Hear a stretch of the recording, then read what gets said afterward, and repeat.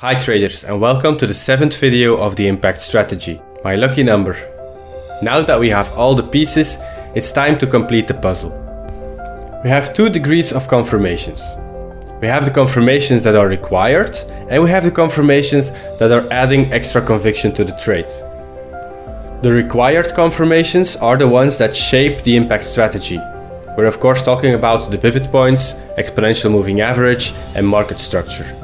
Sometimes I call them our hard confirmations. All other possible confirmations that we can get are soft confirmations. These are the RSI with overbought, oversold conditions, divergence, stochastics, Fibonacci, and psychological levels. Fundamentals are somewhere in between those 2 categories. It's not required, but it's super important. We need to form a directional bias before even looking at the technicals. We need a reason, a driver why price should or could move in a direction. Fundamentals are the catalysts that make prices move.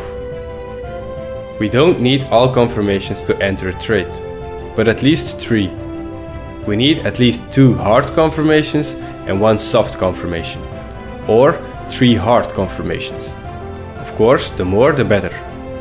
A little tip: create a confirmation checklist. That will prevent you from getting in without having enough confirmations. Because getting in is easy, but once you're in the trade, that's when doubt hits you. You need confidence by checking the confirmations from your list. First and most important confirmation is market structure. We need to have a clear defined trend. We're not going to trade choppy markets where no clear direction is provided. We need a break of structure followed by a role reversal. A role reversal is always a retracement, because normally structure is broken by an impulse. Every confirmation we look for needs to be at the end of a retracement. One that we always need to have is our pivot. If price is not in our pivot zone, there is no trade. Price needs to retrace into our buy or sell zone. The same goes for the 50 EMA. If the 50 EMA is not close to our price, it's better to wait until the 50 EMA catches up with price. Let price retrace back to the 50 EMA.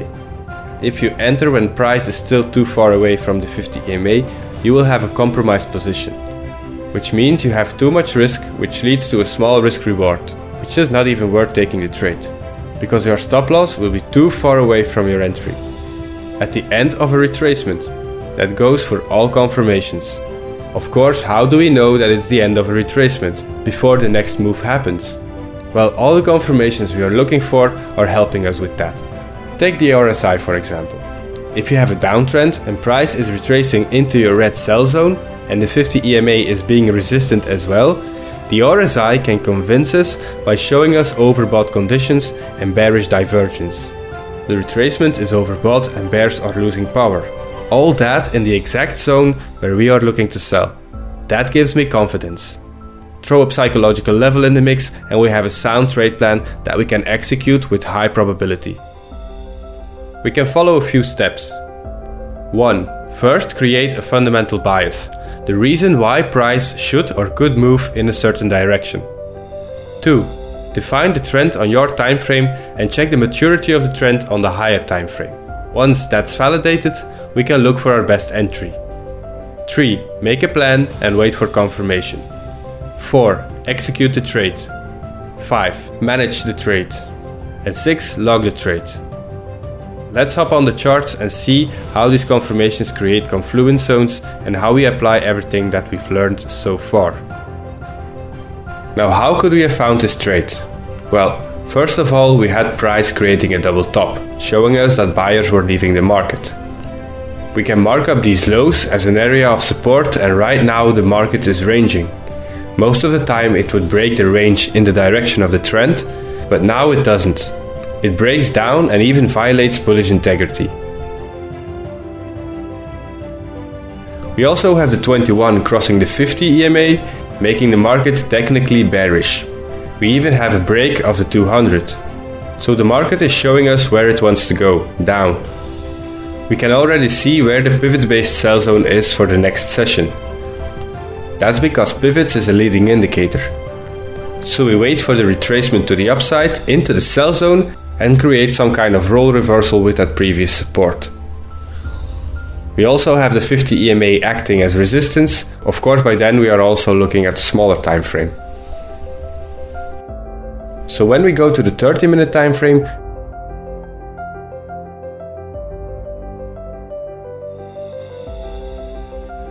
we can see that price is exactly doing the same thing as on the bigger time frame, creating a leg down and a retracement up into the daily sell zone, right up to an M3 and then dropped.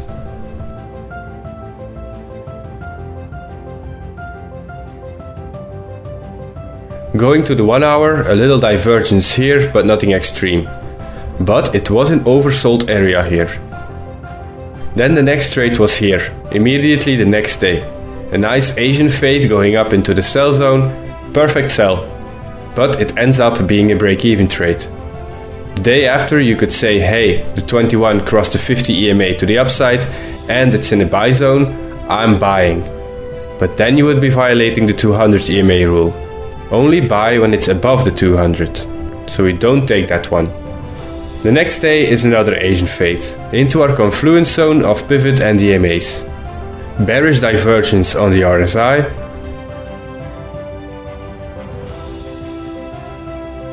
A nice clean sell, small stop loss of around 12 pips and an aggressive TP of about 55 pips.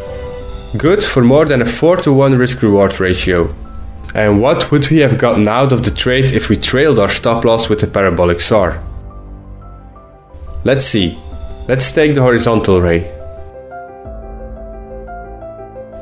And if we follow along with the dots, we can move our stop loss down until one of the candles right crosses our line and so our stop loss. Wow, pretty good trade, right? Let's see what the other one would have given us. Let's take the horizontal ray and follow the dots from entry to stop loss. All good until this candle takes us out. Nice trade as well. Okay, so this covered a lot of the strategy. Of course, using it daily will give you an unlimited amount of situations. But if you apply the rules and create a little game sense when looking at the markets, all should be good.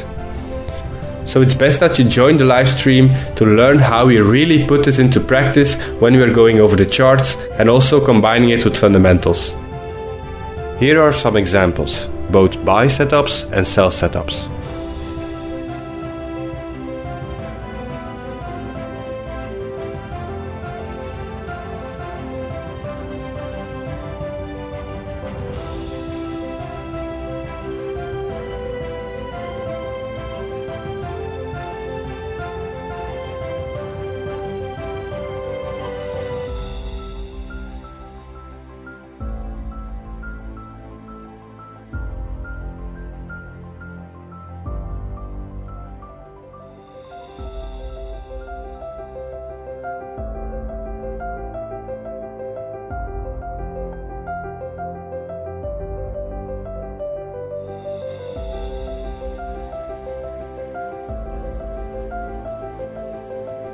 And as always guys, thank you for watching.